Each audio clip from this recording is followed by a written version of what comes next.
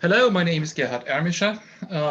I am from Bavaria, from Germany, but I'm also representing the European Rambling Association. So I'm looking at that from a regional as well as from a European perspective.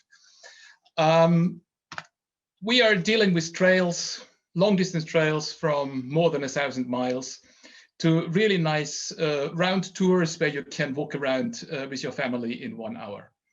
But what we saw in the recent Corona crisis, which served as a magnifying glass and as a catalyst, I think that is true for most of the areas in the world. Lots of people who were not hiking before decided that they were going out to walk in their immediate vicinity, which is great for us as hikers. But at the same time, they chose mainly the most popular and famous trails, created some kind of over-tourism in small hotspots. In the south of Bavaria, we saw district governors closing streets and parking places just to stop the influx of people who were overrunning their areas. But even there, if you just left the beaten tracks a few kilometers away, you could walk easily on your own in a very quiet environment. But the big problem was those who normally would do the management of these hikers, the hiking associations, they were practically shut down because of the Corona restrictions. Our tour guides could not guide tours. Our tour manager could not manage the ways. Our tour markers, trail markers could not go out and mark the trails.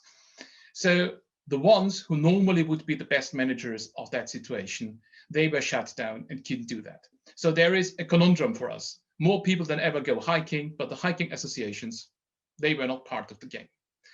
And of course, it was not just people going out, but just as we hear from India, there were also lots of people going out, not just on foot, but on bikes, e-bikes, mountain bikes, with other sport facilities. And that created, again, conflicts which already were there, but which became much more virulent in the Corona crisis. Now, the Corona crisis will go away. Some of these problems will stay.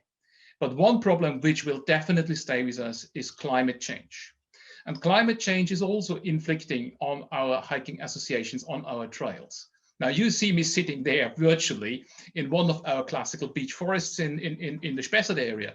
But even these, which have been deemed as being very resistant and resilient to climate change, are in big troubles after 3 years, which have been very, very dry, very hot.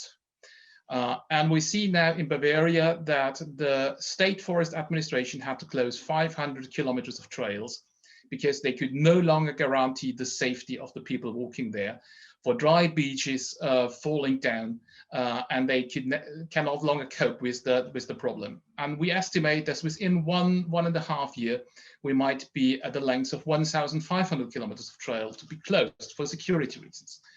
And as we, as hiking associations in Germany, normally all are also registered natural protection associations, this is a problem which is not just for us as hikers, it is also a problem for us as nature and climate activists.